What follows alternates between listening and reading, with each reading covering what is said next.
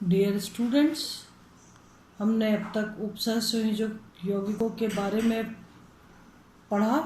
Werner's theory पढ़ी, उसके बाद किस तरीके से वर्नर्स ने उदाहरण दे करके कोबाल्ट क्लोराइड और अमोनिया के कंपाउंड बना करके और अपने जो सिद्धांत प्रतिपादित किए उनको प्रूफ किया, उनकी पुष्टि की।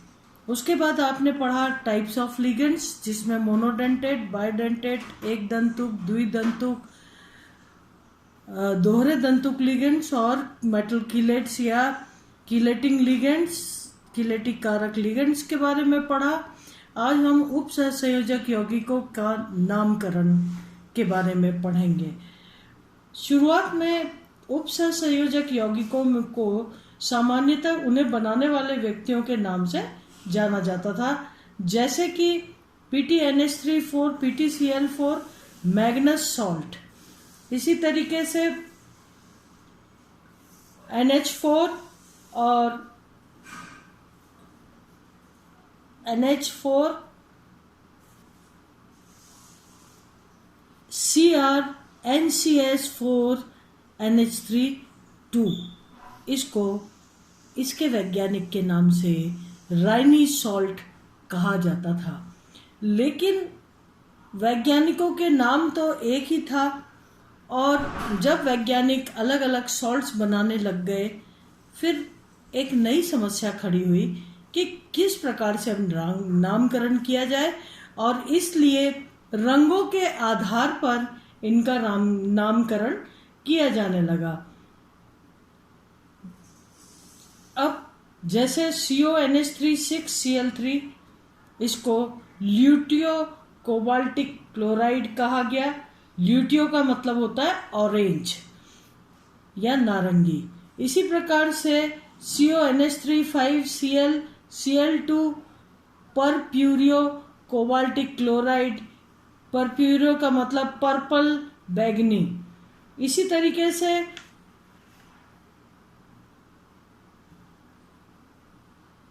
बायोलियो कोबाल्टिक क्लोराइड, बायोलियो मतलब वॉयलेट, CONH3 4 Cl2, NH3 5 है, आपने पढ़ा है।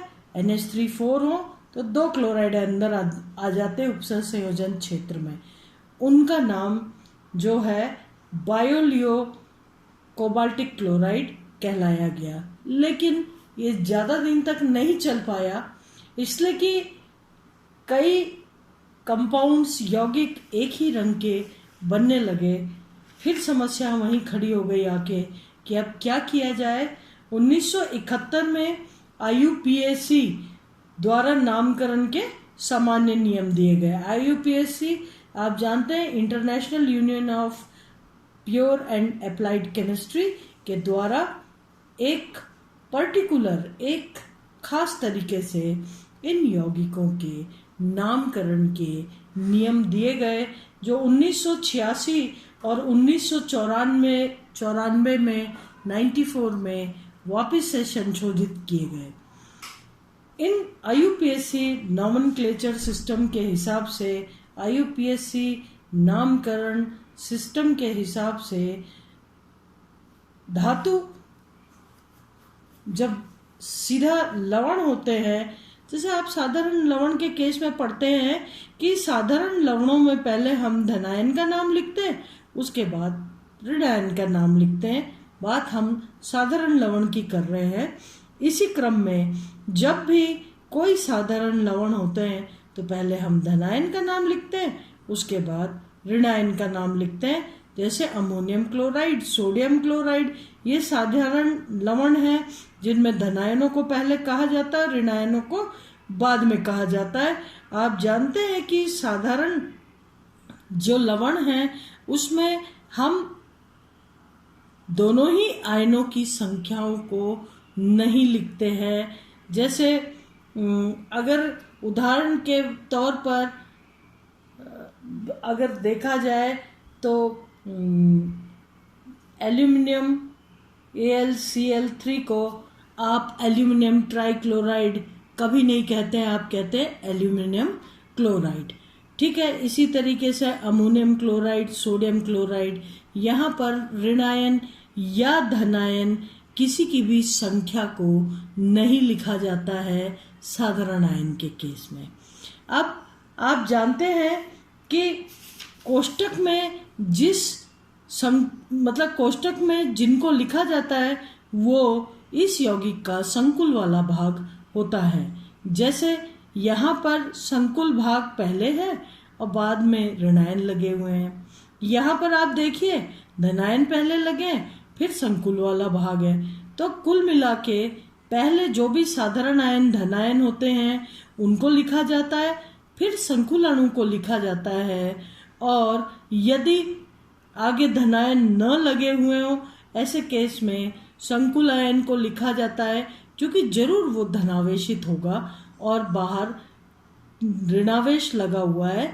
तो पहले संकुल वाले भाग का नामकरण किया जाता है, बाद में क्लोराइड कहा जाएगा। और चूंकि आप जानते हैं साधारण आयन की संख्या को नहीं लिखा जाता, इसलिए इस वाले भाग का नामकरण करने के पश्चात आप इसे ट्राइक्लोराइड नहीं लिखेंगे, सिर्फ क्लोराइड लिखेंगे।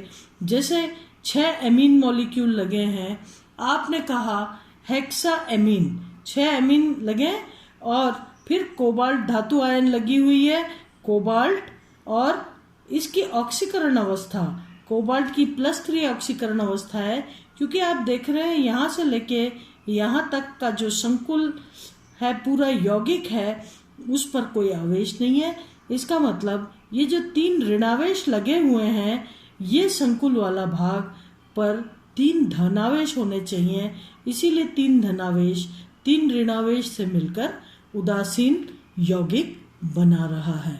और ऐसी कंडीशन में हम लिख रहे हैं हेक्साअमीन कोबाल्ट, पहले इसका नाम लिख रहे हैं क्योंकि ये धनायन है, और बाद में ऋणायन का नाम लिख रहे हैं चूंकि ऋणायन, यहाँ हमने लिखा क्लोराइड, चूंकि ऋणायन की संख्या साधारण आयन है ये और इसकी संख्या को हम नहीं बताते, इसलिए हमने यहाँ पर ट्राइक्लोराइड नहीं लिख के सिर्फ क्लोराइड लिखा। इसी प्रकार से यहाँ हम ट्राइपोटेशियम नहीं लिख रहे, साधारण आयन पोटेशियम है जो कि संख्या में 3 है, लेकिन हम इसको ट्राइपोटेशियम नहीं कह के, चूंकि ये साधारण आयन है, सिर्फ पोटेशियम कहेंगे, पोटेशियम। और उसके बाद संकुल वाले भाग का नाम, ये ऑक्सिलेट लिगेंड लगा हुआ है जो कि संख्या में 3 है, और चूंकि संकुल आयन वाले भाग में हम जो भी लिगेंड्स होंगे उनकी संख्या को भी बताते हैं, इसलिए हमने लिखा पोटेशियम जगह छोड़ के, साधारण आयन है इसलिए हमने जगह छोड़ी है। उसके बाद संकुल का नाम पूरा आएगा ट्राई ऑक्सिलेटो एल्यूमिनेट, ये आगे आप और पढ़ेंगे क्यों आप इसे एल्यूमिनेट कह रहे हैं, 3 ऑक्सिलेट समूह लगे इसलिए ट्राई ऑक्सिलेटो एल्यूमिनेट। तो आपने कहा पोटेशियम ट्राई ऑक्सिलेटो एल्यूमिनेट। मेरा आपसे कहने का अर्थ है यहाँ पर हमने ट्राई पोटेशियम नहीं लिखा, यहाँ पर हमने ट्राई क्लोराइड नहीं लिखा। धन आयन, साधारण धन आयन को पहले लिखा जाता है और साधारण ऋण आयन को बाद में लिखा जाता है। पहले धन आयन का नाम आता है, फिर संकुल का नाम आता है और लास्ट में ऋण आयन का नाम आता है। जो साधारण आयन है उनकी संख्याओं को हम नहीं बताते हैं। इस तरीके से अगर पूरा का पूरा संकुल वाला भाग उदासीन हो, जैसे यहाँ पर प्लैटिनम धातु आयन से जुड़ा हुआ 2 NH3 यानी एमीन समूह है और 2 क्लोराइड समूह है, और प्लैटिनम जो है इसकी ऑक्सीकरण अंक 2 है। तो हम कहेंगे पहले इस लिगेंड का नाम देंगे फिर इस लिगेंड का नाम, क्योंकि जब भी हम लिगेंड का नाम लिखते हैं, लिगेंड मतलब जो कोष्टक में है उनका नाम लिखते हैं तो अल्फाबेटिकल ऑर्डर में लिखते हैं, ABCD के क्रम में। चूंकि एमीन A से लिखा जाता है इसलिए क्रम में आगे आएगा, क्लोरो C से होता है इसलिए एमीन के बाद क्लोरो का नंबर आएगा। और जब हम ये नाम लिखते हैं, लिगेंड्स के नाम लिखते हैं, तो इसमें जो जितनी संख्या होती है उसको भी इंकित करते हैं, और इसीलिए आपने कहा डायएमीन, 2 एमीन समूह लगे और कोष्टक के अंदर है, इसलिए हम उन्हें लिगेंड कह रहे हैं। डायएमीन, फिर हमने कहा डाइक्लोरो, ठीक है, डायएमीन डाइक्लोरो। प्लैटिनम ऑक्सीकरण अंक क्या हो गया? देखिए, प्लैटिनम पर 2 धनावेश आएंगे तभी वो 2 ऋणावेश से उदासीन होकर के कुल मिला के संकुल वाले भाग पर कोई भी चार्ज नहीं है, 0 चार्ज है। यानी संकुल वाला भाग जो है ये उदासीन है और ये तभी हो सकता है जब प्लैटिनम पर +2 हो, ताकि 2 क्लोराइड आयन के 2 ऋणावेश इनसे संतुष्ट हो जाए या उदासीन हो जाए। तो उदासीन अणु के रूप में जब संकुल होता है तो हम लिगेंड्स के नाम पहले लिखते हैं, फिर धातु आयन का नाम और उसके पश्चात उसकी ऑक्सीकरण अंक को लिखते हैं। यहाँ पर लिगेंड्स के नाम को लिखते हैं तो अल्फाबेटिकल ऑर्डर में ABCD के क्रम में चलता है। पहले एमीन था, संख्या में 2 है, यहाँ पर हम इनकी संख्या को इंगित करेंगे। जबकि आपने देखा है कि साधारण आयन के केस में हमने इसे ट्राई पोटेशियम नहीं कहा था, लेकिन जब ये लिगेंड के रूप में जुड़ा होता है तब हम इनकी संख्याओं को इंगित करते हैं, बताते हैं। ये हो गया डायमीन डाइक्लोरो प्लैटिनम ऑक्सीकरण अंक 2। इसी तरीके से यहाँ पर साइक्लोपेंटा डाइनाइल C5H5- साइक्लोपेंटा डाइएनिल आपने कहा तो माइनस चार्ज है उस पर। ये साइक्लोपेंटा डाइएनिल की 2 मॉलिक्यूल लगे हुए हैं, यानी ये लिगेंड संख्या में 2 लगे हैं। और जब भी ऑर्गेनिक लिगेंड की बात आती है तो ऑर्गेनिक लिगेंड जैसे इथिलीन डायमीन, जैसे साइक्लोपेंटा डाइनाइल, जो खुद अपने आप में ड्राई ट्राई टेट्रा ऐसे शब्द लिए होते हैं, उनके लिए हम संख्या इंगित करने के लिए 20, 30, टेट्राकिस ये संख्या को इनके द्वारा प्रदर्शित करते हैं। अब चूंकि साइक्लोपेंटा डाइनाइल जैसे ऑर्गेनिक लिगेंड अपने आप में ही डाई ट्राई जैसे शब्द लिए हुए हैं, इसलिए हम यहाँ पर डाई नहीं लगा के 20 लगाया हमने, और हमने कहा 20 साइक्लोपेंटा डाइएनाइल आयरन धातु आयन लगा हुआ है, आयरन 2 इसका ऑक्सीकरण अंक है 2। क्योंकि मैंने आपसे कहा C5H5- होता है और C5H5 संख्या में 2 है तो माइनस भी 2 हो जाएगा, जो कि आयरन के +2 से उदासीन हो गया। आयरन का ऑक्सीकरण हो गया, ऑक्सीकरण अंक हो गया +2। इसका नाम हो गया 20 यानी 2 साइक्लोपेंटा डाइएनाइल। ये लिगेंड हो गया, आयरन ऑक्सीकरण अंक 2। तो मैंने आपको बताया कि जो लिगेंड्स हैं जिनको कि ब्रैकेट के अंदर लिखा हुआ है, इन लिगेंड्स की संख्याओं को इंगित किया जाता है, बताया जाता है। आपने कहा डायमीन, आपने कहा डाइक्लोरो, यानी ये जो लिगेंड्स संकुल की साथ ये संकुल वाले भाग में जो लिगेंड्स हैं इनकी संख्याओं को बताया जाता है।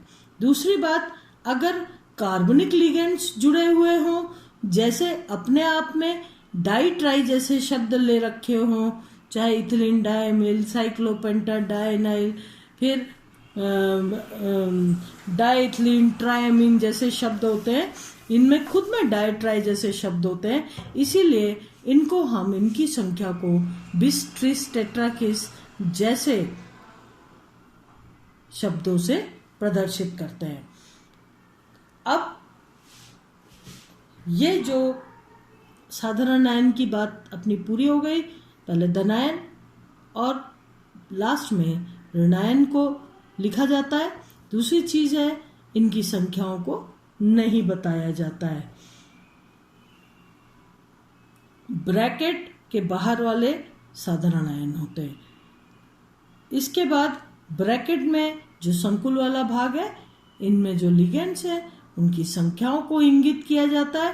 पहले लिगेंड के नाम लिखे जाते हैं और बाद में धातु आयन का नाम और ब्रैकेट में उसका ऑक्सीकरण अंक लिखा जाता है, जैसा कि इन दोनों उदाहरणों में आपने देखा। लिगेंड्स, ये जो ब्रैकेट वाला भाग है यानी उपसंयोजन क्षेत्र में है, इसमें क्या होंगे, इसमें एक तो धातु आयन होगा, उसके अलावा जुड़े हुए उससे लिगेंड्स होंगे।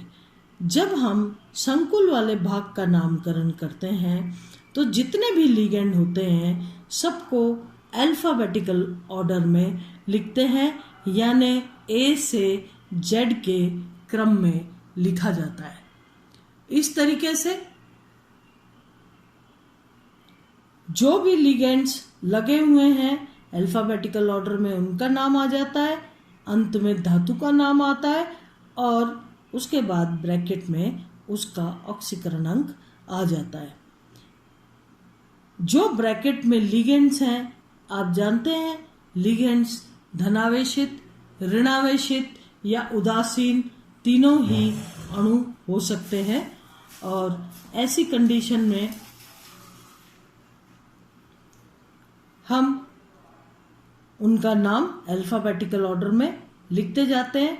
जब भी नेगेटिव लिगेंड होता है, ऋणावेशित लिगेंड होता है, तो ऋणावेशित लिगेंड में जो लिगेंड्स के नाम के आगे आइट या एट ऋणायन के आगे जो लगे होते हैं, इनको ओ से प्रतिस्थापित कर दिया जाता है। जैसे कि आप जानते हैं सल्फाइटो मतलब आइट लगा है, पूरा आइट ओ से रिप्लेस हो जाएगा। सल्फाइड, आइड ओ से रिप्लेस होके हो जाएगा, सल्फाइड नहीं होके सल्फाइडो। सल्फेट, एट पूरा का पूरा ओ से रिप्लेस हो जाएगा और हो जाएगा,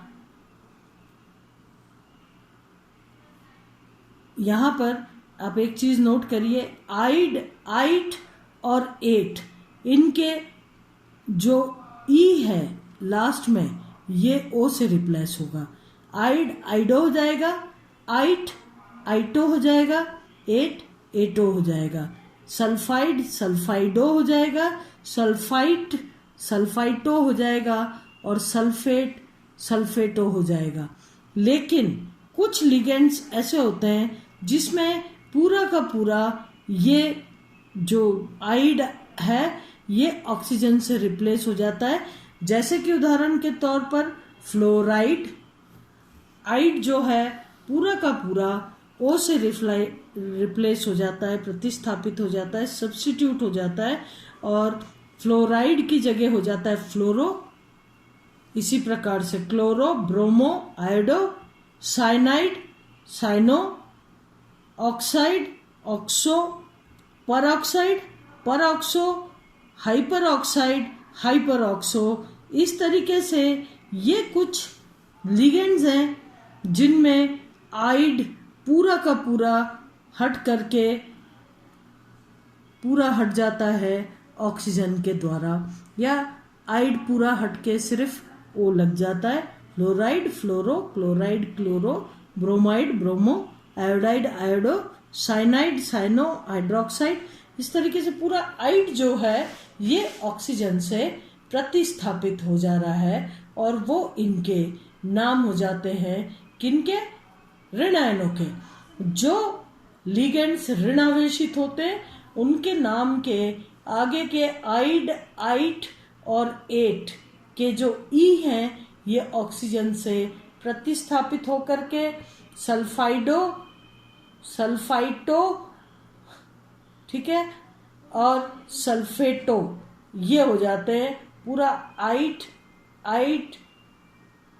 और एट जो है इनके ई ऑक्सीजन से रिप्लेस हो जाते हैं। लेकिन कुछ लिगेंड ऐसे होते हैं जिनमें पूरे आइड जो हैं ओ से प्रतिस्थापित हो जाते हैं। फ्लोराइड में आइड जो है वो ऑक्सीजन से प्रतिस्थापित हो जाता है। इसी प्रकार से जब हम लिगेंड्स के नामकरण करते हैं तो लिगेंड्स ऋणावेशित, धनावेशित या उदासीन हो सकते हैं। ऋणावेशित लिगेंड के बारे में मैंने आपको बताया किस तरीके से इनके नाम लिखते हैं हम। इसके अलावा अगर लिगेंड उदासीन अणु हो जैसे NH3, अमोनिया, उदासीन अणु का नाम वही रहता है जो उसका साधारण नाम होता है। एमीन एमीन ही कहलाता है। कार्बोनाइल्स कार्बोनाइल्स कहलाते हैं। नाइट्रोसिल्स नाइट्रोसिल्स कहलाते हैं। H2O एक्वा कहलाता है। इस प्रकार से जितने भी उदासीन अणु हैं उनके नाम वैसे ही लिखे जाते हैं। इथिलीन डायमीन कहलाता है। जितने भी उदासीन लिगेंड्स हैं उनका नाम वैसे के वैसे लगा दिया जाता है। जबकि अगर धनायन हो तो धनायन के नाम के आगे IUM लगाया जाता है। जैसे धनायन में NH4+, क्या हो गया ये, अमोनियम, PH4+, फॉस्फोनियम आयन। इसी तरीके से H3O+, हाइड्रोनियम आयन। इस तरीके से NO+, नाइट्रोसीलियम आयन। इस और आपने कल भी देखा था NH2 NH3 भी धनावेशित होता है। ये हाइड्राजीन और हाइड्रोजीनियम आयन, ये हो गया हाइड्रोजीनियम आयन। तो इस तरीके से लिगेंड्स अगर धनावेशित हो, ऋणावेशित हो या उदासीन हो उनके नामकरण किए जाते हैं। आगे कल आप बहुत सारे लिगेंड्स के नाम पढ़ेंगे और उसके बाद हम अलग अलग तरीके के नियम किस तरीके से नामकरण किया जाता है इसको आगे बढ़ाएंगे। आज के लिए मैं डॉक्टर पूर्णिमा दीक्षित, सेकेंड ईयर उप सह संयोजक यौगिकों का नामकरण आपको पढ़ाती जा रही हूँ। इसको आज हमने शुरुआत की और आगे के लेक्चर्स में ये नॉमेनक्लेचर आगे बढ़ता जाएगा। आज के लिए इतना, धन्यवाद।